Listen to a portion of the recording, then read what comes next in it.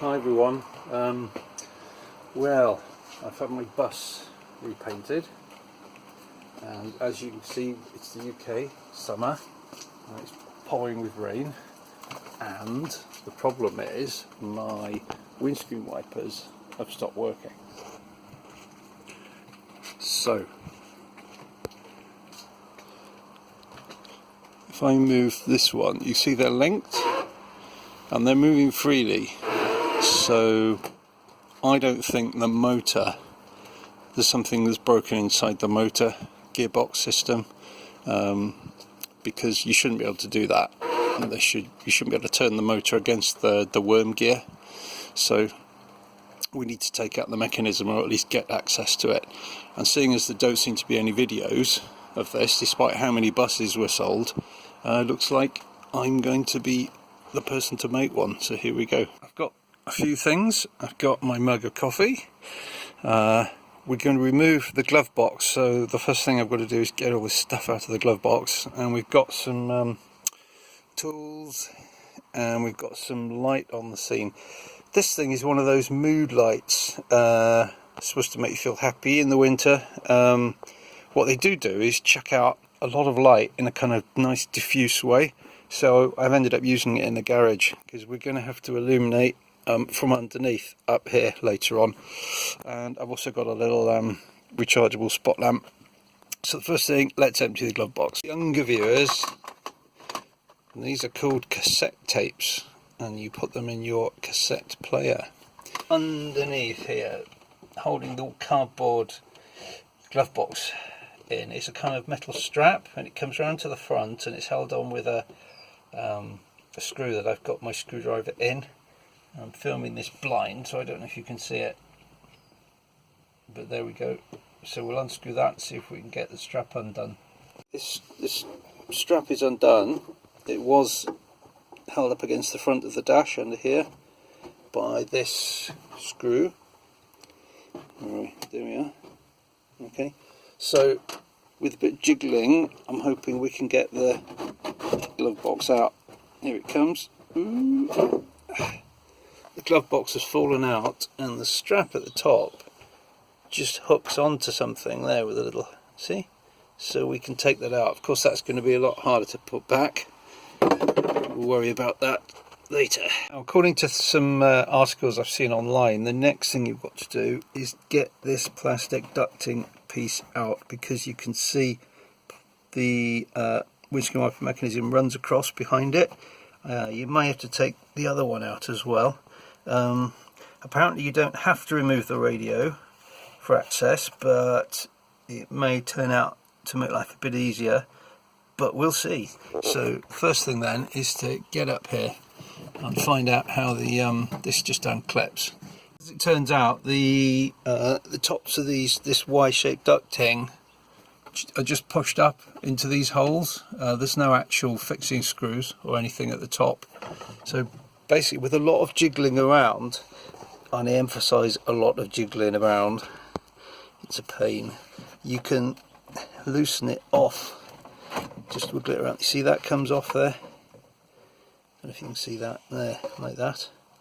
There's a central kind of Y piece, and then there's one that splits off to the left side. So we've got this piece there. So chuck that in the back and keep going. Move the radio. I think actually that is a good idea. As you can see, it gives me better access to this central Y piece of ducting, which is just a push fit, and also the left hand piece, which I can jiggle it loose from here. I think that's going to be needed in order to get to the wiper mechanism behind. So I probably would recommend removing the radio. It's a bit hard to film. Because this is a late bus, the wires go into a plug here, which I don't know if there's a latching mechanism on it. I'll have to have a little play with that, but this should unplug. Oh, there we go. Right, that's good. The next thing, again, I don't know if you can see it.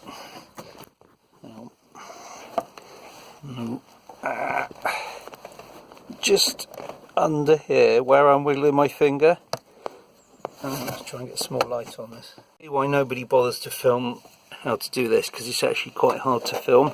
You can see this pointer I'm using just under here, where I'm wiggling it. There should be a bolt into the front bulkhead. It's just this bolt plus the two spindles that hold the whole assembly in. Now if I put this behind this tab and wiggle it, you can see, well, you might not be able to see the whole thing. No, hang on. The whole assembly rocks back and forth. If I put my finger here behind where the bolt should be, there's a rubber grommet of some sort, and the whole thing rocks back and forth. So I think the previous owners not bothered to put it back because it's a pain to reach. And in fact, on my bus, the whole assembly is held in just by the two wiper spindles. So we'll undo those and see if it comes loose, I suppose. That's the next thing. Okay, well, this bit looks not too difficult. 10mm ring spanner. Let's see if we can get the wiper arm off. So apparently sometimes these can be pretty hard to get off, so I've actually used a pair of these. So if I put that just behind there and use it, whoops, if you can see, I can use it to push the central part of the spindle in, and if you do it very gently, because you don't want to bend it, it kind of pops off. Hard to film. Oh, there we are. Right, just one more to go then. The windscreen wiper is turned, and the reason they don't slip on the spindles are because of these splines which they're pushed onto hard. If there's metal fragments inside the splines, you're meant to clean them out with a pick, something with a sharp point, every single one, so that when you put it back together it's got a chance of gripping the wiper. You've then got a cover for this nut. There's some sort of special sealing washer here, I think, but let's undo this nut, which you can see is now held on with paint by the look of it. So I don't know if this is what's supposed to be here from standard, but I've got what looks like a thin washer. I think there's meant to be some sort of rubber washer here, to be honest, but anyway, you can see if I give it a shove, it's going through. So I now need to go inside the bus and try and wiggle this loose and get it out from the inside. Right, I tried to pull this back to pull the spindles through, but because of course there's an inner and an outer bulkhead, you've got to pull the spindle through quite a lot this way before it comes out and free, and the same the other side, and this Y-shaped bit of ducting was in the way. So what I found, I was about to take the whole dashboard off, is by jiggling the left hand Y-shaped air ducting, just unclipping it here and here, pushing it down, right, which just frees it all up. See, it's all just a push fit. Just wiggle it back a bit. You can wiggle this central Y piece round a bit clockwise. See, it's actually come off. It's come loose here, off the central metal duct. So we're going to have to put all this back together. You see, it just gives you enough to then get this whole assembly free, and then wiggle it, slide it slowly across to the right and get it out, if you can see that. So very slowly, you can see this, just getting the whole mechanism out to the right of the car. Slowly sliding it out, trying not to rip out any wiring as I do it. I'm doing this with one hand now, so, but you get the idea. Oh, here it comes, here it comes, here it comes. Oh. Right, let's take it outside. There it is. Let's take it outside and see what we've got. You can see if I move that, I don't think that should happen. This should not, you shouldn't be able to turn this. There's also a bolt missing here, so I've got the feeling this has been fiddled with before.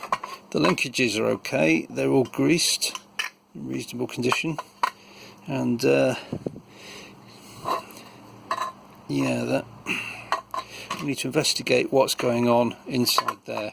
I think the spindles come free from the big gear that's turned by the worm gear here.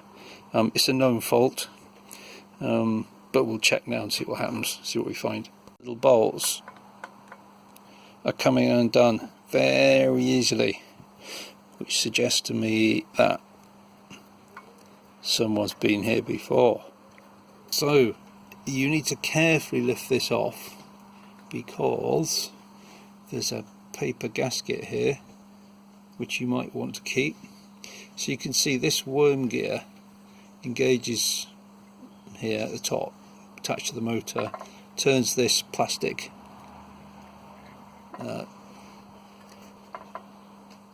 thing here like that, and that looks great so far.